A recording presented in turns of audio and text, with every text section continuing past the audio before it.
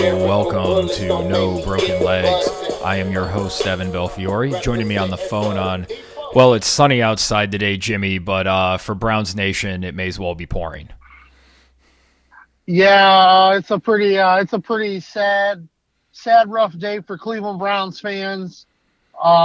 We just got to try to get through this and realize that, at least on the surface, I still don't believe these are the same old Browns. I think we'll bounce back fine next year. But this was a rough second to last game of the season for the Brownies last night. Yeah, and I'll have a stat for later after we go over the game that shows how we're actually in the midst of the Cleveland Browns' most successful run of football in 3 decades, which is depressing on a whole nother level.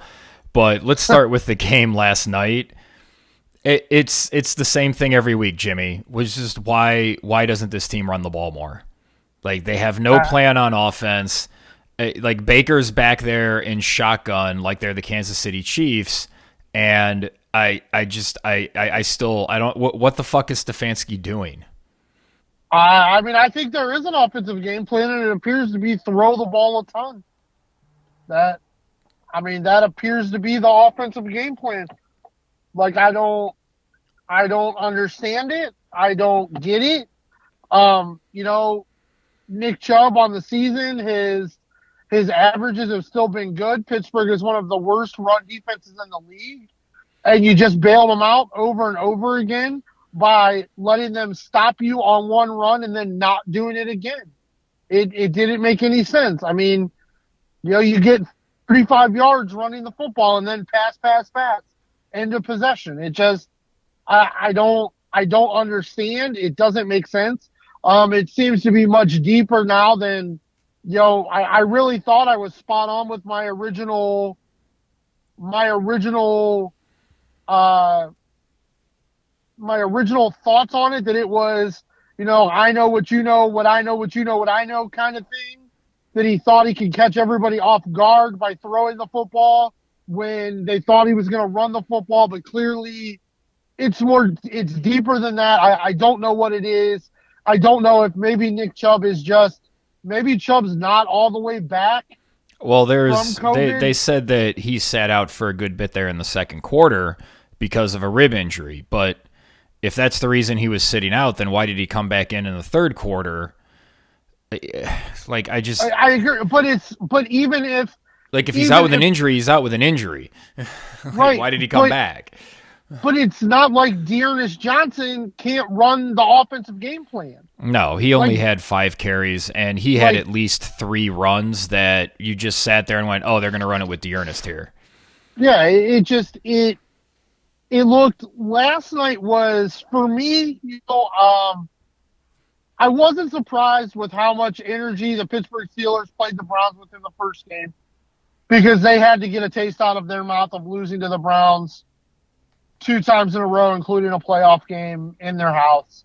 Plus, Tomlin was really fired up that week. Yeah, and the Browns did not match the intensity.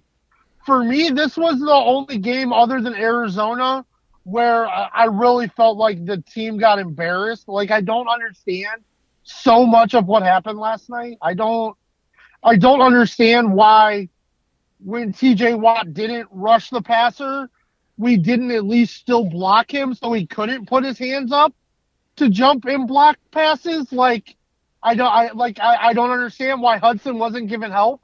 Like, Hudson's not supposed to be able to block TJ Watt 1-on-1 40 times a game. Like, no, he's not supposed to be that guy. The number of times they had their third string right tackle 1-on-1 against TJ Watt was unacceptable. It reminded me of, remember, this is like 6-7 years ago, when Mitchell Schwartz, I think, was a rookie. He kept getting matched up 1-on-1 against J.J. Watt when J.J. Watt was in his absolute prime, and we're just sitting there watching it going, are you going to give him any help, like a chip? Like, I know you have to know how that stuff works because you see it happen to Myles Garrett every single play. But instead, they're spread out. They've got 4 wide. They've got nobody helping on the line. They don't even have a running back in the backfield half the fucking time. Like, why aren't they taking more plays under center? And they had a really nice set there where Chubb gets a run, gets the real nice run, and then right after that, they ran a play action pass, and that was that nice down the middle route to DPJ, the catch and run. That's easy pitch and catch type stuff, and that's the only time we saw that all game. Yep.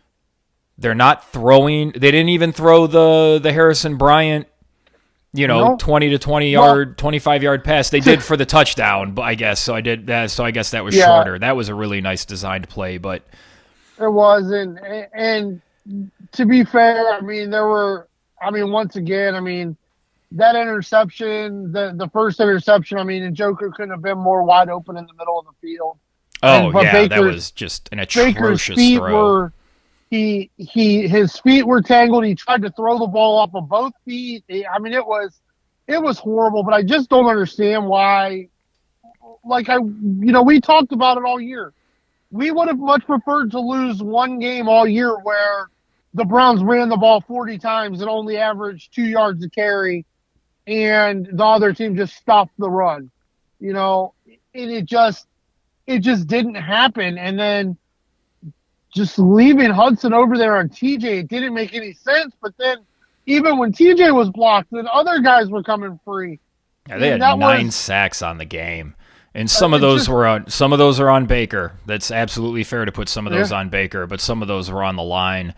And it wasn't just the interception. That third down play where he had, was it Higgins right in the middle of the field open, and he had DPJ open on the curl route, and he just double pumped it. And that looked like a guy who was skittish. That's what he looked like in 2019 with Freddie Kitchens as his coach when they were running plays that they hadn't practiced, and he didn't trust his offensive line. And I don't think he trusted the offensive line last night, and I think it showed with his feet, and I think it showed with his errant passes.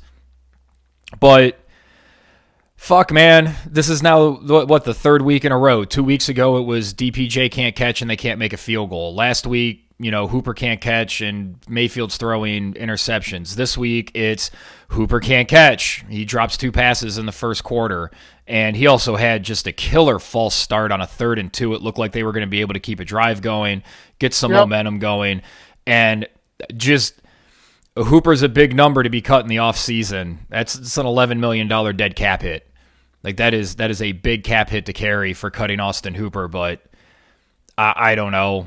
He has not lived up to his contract. He hasn't been good. I don't like you can't make mistakes like that in these types of games and expect to win. No, and like we talked about it off air, and I really think for the Browns offense, for their flow, I think a lot of it goes differently if Hooper catches those balls on the first drive, because then it has to make Pittsburgh at least respect the pass game a little bit, but they didn't have to. Higgins had a ball that was in his breadbasket, ripped out by a defender. And then there was the last Hooper drop that led to an interception that he couldn't even hold on to that one. Yep. Austin Hooper is a joke. If you listen to our podcast, we've talked about it.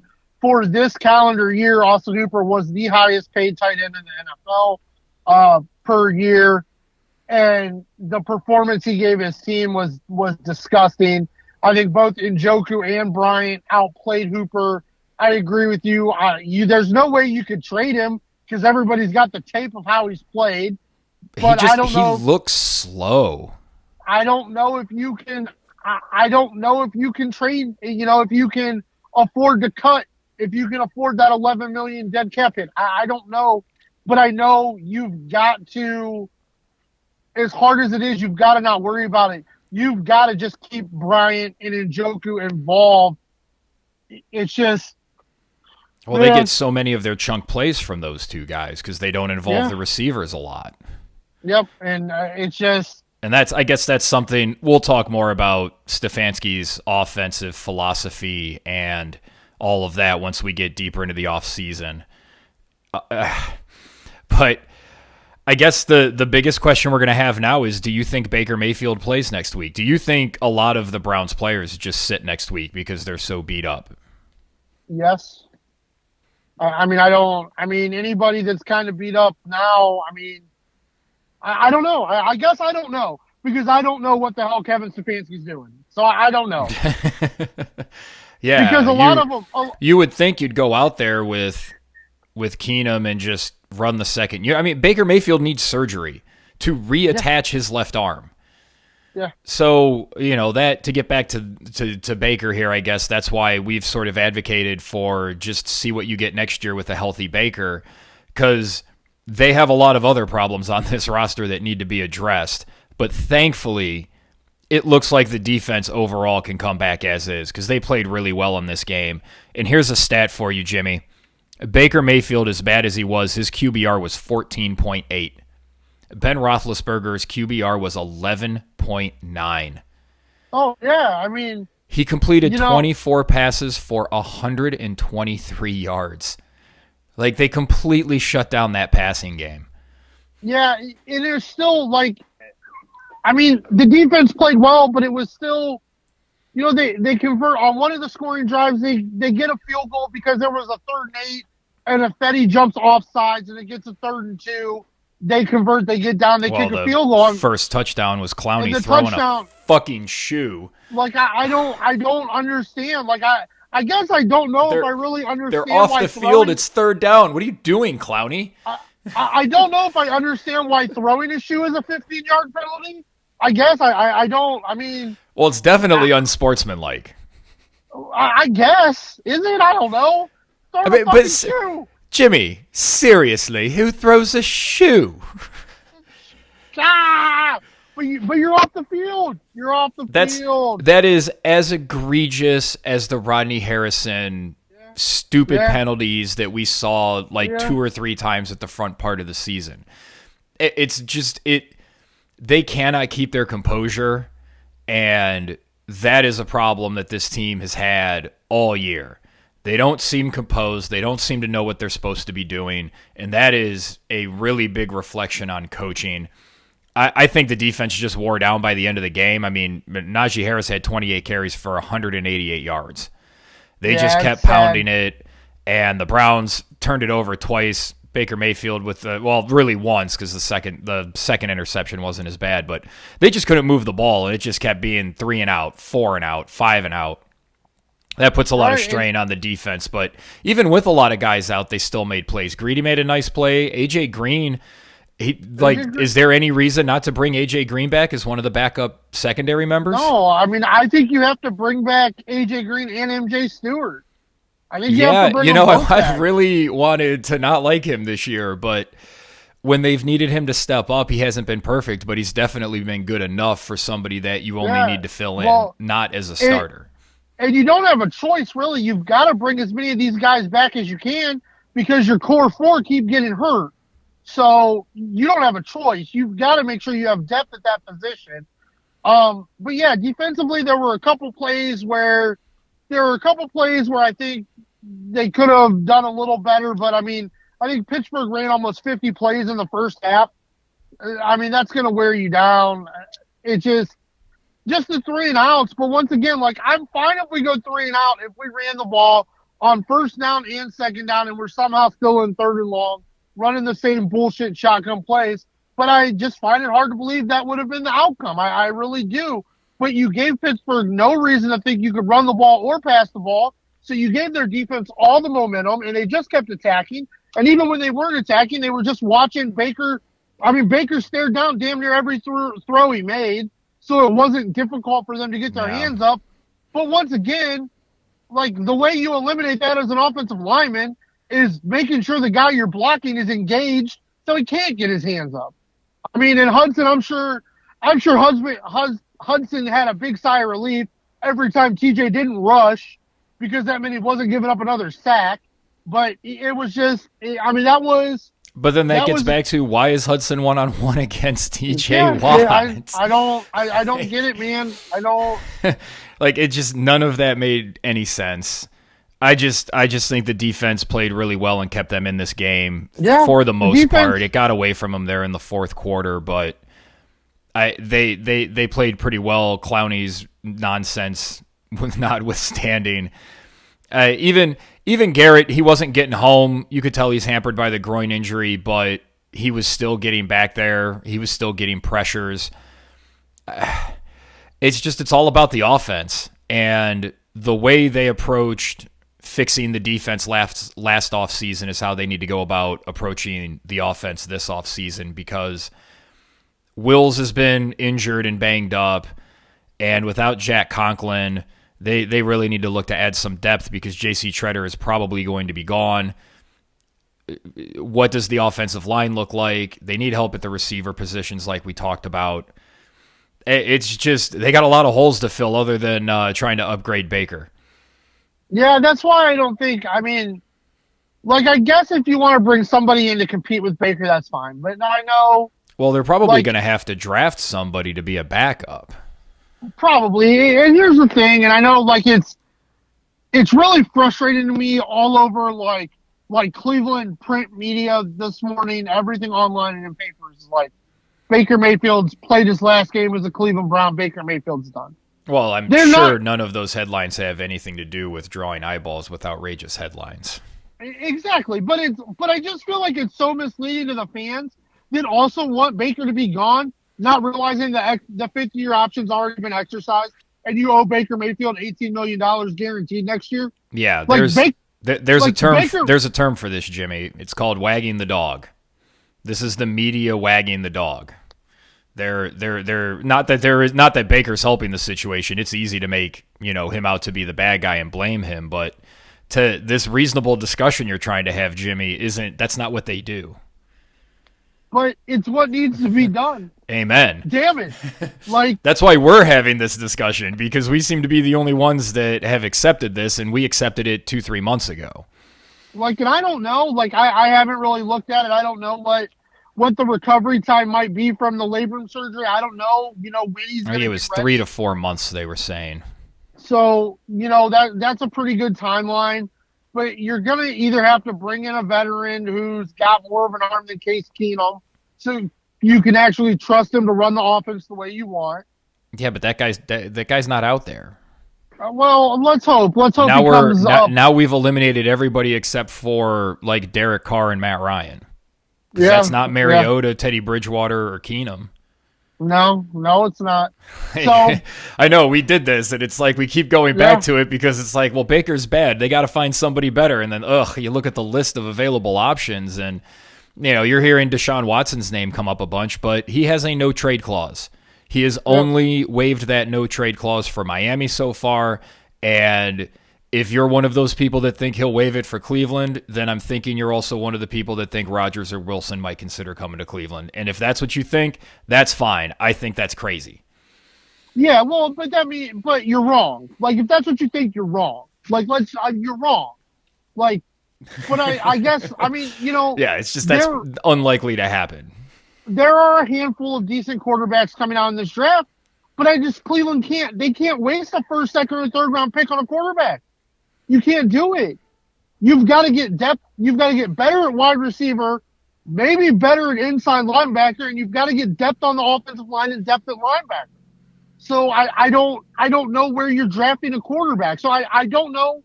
I don't know what the answer is at quarterback, but I know we'll have Baker an all-off season to talk about it.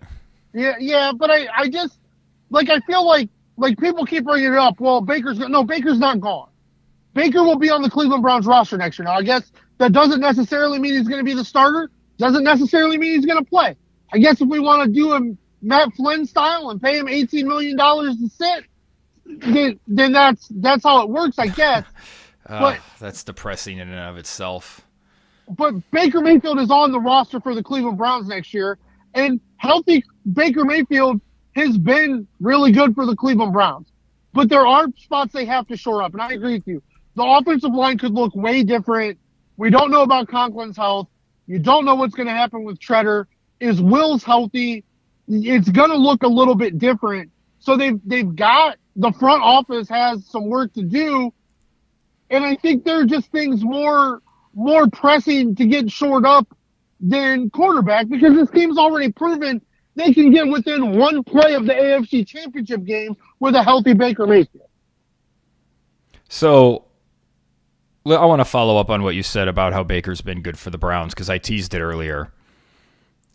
The Cleveland Browns from 2018 up until today have won 31 total games during this 4-year stretch. They won 7 in Baker's rookie year. They won 6 with Freddie Kitchens, 11 last year, and they're 7-9 right now. They are also 1-1 in the playoffs over that stretch. So 31 wins with a playoff win. This is exactly the same record they had from 91 to 94, when they won 6, 7, 7, and 11 games, and then they were 1-1 in the playoffs that year for the same number. That is tied for the most successful 4-year stretch of the Cleveland Browns since 1991. The next best stretch was they had 25 wins from 01 to 04, and over a 5-year stretch, they won 24 games over the 4-year stretch twice, over the first 4 and then the last 4. That was when they had the 10-win season. Yeah. They are currently within their most successful stretch of football in 30 years. Like, everything that means. That averaging... they're not even averaging 8 wins a season over that stretch. Yeah. That is the most successful this franchise has been. And I think people forget that this franchise wasn't just bad. They were horrendously bad, and they were fielding teams that did not have NFL talent. And I think they found out this year that when they step on the field, after you win 11 games, teams don't just run their vanilla offense or defense against you. They're going to come at you. And the Browns didn't respond to any of that this year. I think they have a chance to come back and respond next year, but this is kind of turned into a lost season. Yeah, I had been steady with my belief that if you had, we've talked about it a lot, you needed to have those back-to-back winning seasons, and now that's done. So now I will say this season has been a lost season, has been a failure. But there are so many reasons for so many of that. So there was a chart that was going around yesterday. And there were a little disparities at the top and the bottom of it. But for teams' opening day rosters, the Cleveland Browns had 8 players that have played in every game. 8 players. Or have been active for every game. That have been active for every game. And if you look at the teams at the top of that list of the players that have been active the most for every game, they've been the more successful team. Because you can even get continuity with backup level talent in the NFL if you get to gel and play together. And that just wasn't what happened for Cleveland this year. Like it was an injury at a different position on each side of the ball every week. We saw the defense figure it out for the most part. Right? Najee Harris had a really good game last night. And it was just, they were wore out. I think the defense was just wore out. But the Browns, to me, they're still close. And you're actually, now the way you're going to end the season, now your schedule's going to be a little bit easier next year because you're going to get the bottom teams of the teams you're playing instead of the top teams that you're playing. And I agree with you. I think they can bounce back, but there are key needs. Like, you have to get better at wide receiver. You probably need a thumper at inside linebacker, and you've got to get depth, I think, at linebacker and offensive line, and maybe defensive line, depending on what happens with some contracts there. Quarterback it's an issue, but I'm tired of Browns fans talking like it's the only issue. Like, it's not the only issue. I would add they need to add another pass rusher on the D-line because you're not getting a full season out of Clowney. And when Clowney was not out there, you saw what happened with Garrett. They're just throwing double teams at him, chipping him with running backs and tight ends, and he's just never having a chance to get off the line. Yeah, I agree. Like there are many pieces that have to be upgraded, have to be fixed. But I still, I think it kind of plays on what you're saying though. Like, this isn't like so many off seasons of the past where the season's over. Now we're going to wash this shitty roster with a new shitty roster. That's not what it is. There are a lot of... They have pieces. They have pieces all over the place. They've just got to do their job. And the guys in the front office, they got to have a good draft, and you've got to add pieces here and there to continue to compete. And I agree with you. I think they can bounce back next year. I don't think it'll be hard for them. Let's wrap with this question here. Earlier in the season, they really pushed Jedrick Wills to play because they wanted to toughen him up. And that was sort of what we heard a little bit with Baker Mayfield after he first got hurt, was they wanted these guys to be tougher. I don't think the Cleveland Browns are a very tough team. What do you think they need to do to come back next season and be tougher? Like, just individually be tougher?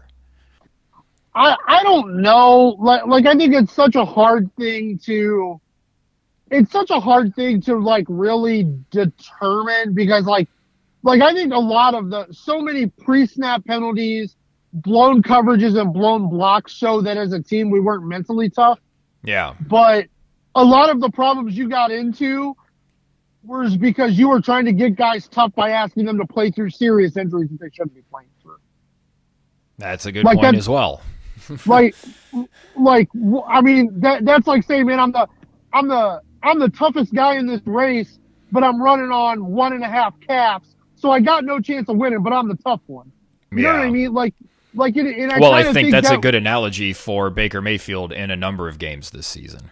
Yeah, and I think like that's what kind of happened was the team's got to get more physically tough, and I understand that. And I think that's something you have to figure out.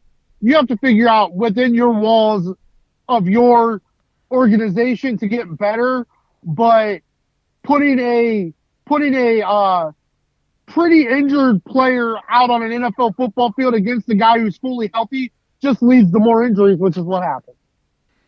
Yeah, what a bummer. Yeah. That's probably as good a place to end as anything. We have an upcoming game with Cincinnati, but Cincinnati doesn't really have anything to play for. They have a really remote shot at the 1 seed, but I would think that they would go ahead and rest their guys. Although, as hot as they've been, who knows? But with the way their line is, I definitely wouldn't have Joe Burrow out there taking hits. We'll see what we hear about the Browns. With the time frame of Baker's injury, it seems like sooner would be better for surgery, but we will obviously keep you apprised of that. So we will be back with the final weekend of the NFL season. The Browns will be playing the Bengals, and we will have the rest of the picks to determine who's going to be in and who's going to be out. Jimmy, thank you for joining me to just sort of get this all out. Yeah, no place I'd rather be, brother. And we thank you for listening on this Therapy Tuesday. For Jimmy Champ, I'm Evan Belfiore, and we are No Broken Legs. Every action has a repercussion. Lyrical bullets don't make me get